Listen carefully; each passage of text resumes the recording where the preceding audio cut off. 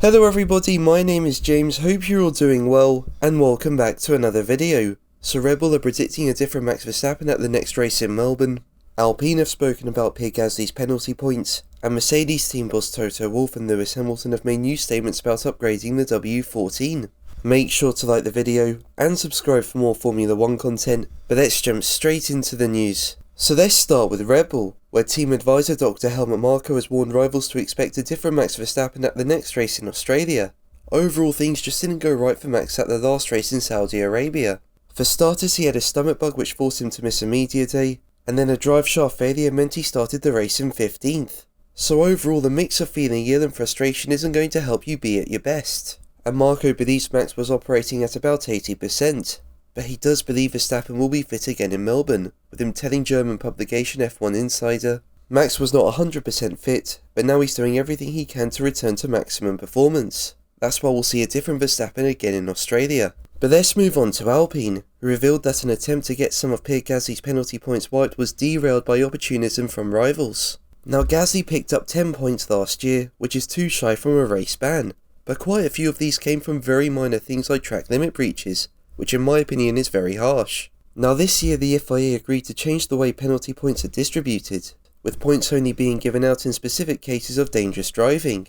But Alpine team boss Otmar Safnauer believes that if the FIA has accepted that handing out penalty points for track limits is wrong, then those drivers who've been punished for them should have those points removed. Now Autosport say that Safnauer brought this up at the most recent meeting of the F1 Commission, but the matter did not get the majority support needed to be implemented. Safnauer said, "There were probably 3 or 4 out of the 10 teams that supported it. Some of those that did not admitted the reason they're not supporting it was for opportunistic reasons, hoping that something happens to us." But let's move on to Mercedes, where team boss Toto Wolff and Lewis Hamilton have made new statements about upgrading the W14.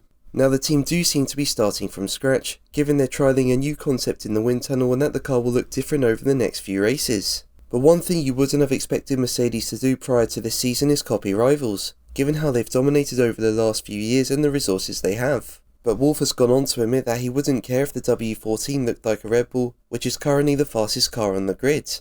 He said, "It just needs to be the quickest possible race car. If that looks like a Red Bull, I don't care. It just needs to be quick. I'll have no shame if it's quick." Now as I say, it's not something you would have expected prior to the season starting. But given the team have clearly made a mistake with the concept and need to find ways to move forward and find performance, perhaps they're out of options. And my guess is what they've been doing is trialling a new concept in the wind tunnel that takes inspiration from Red Bull. But Hamilton has said it's important for the team to continue extracting performance from what it has, and that moving to Red Bull sidepods for example might hinder the team. He said, "People keep talking about getting the new sidepods on the car, but it's not as simple as that. You put Red Bull sidepods on our car, and it won't change a thing. It literally won't change a thing. It might even go slower." Now if you remember 2022, Aston Martin introduced sidepods that were very similar to Red Bulls a few races into the season. But the team ended up being knocked out of Q1 in qualifying for that race, and overall it didn't help them find much performance. So I think it's a fair point Hamilton's making, so it'll be interesting to see what Mercedes come up with. But what do you think? Let me know in the comments below. But that's going to be the video from me today. Thank you ever so much for watching. Make sure to like and subscribe for more videos, and until the next one, take care. Bye.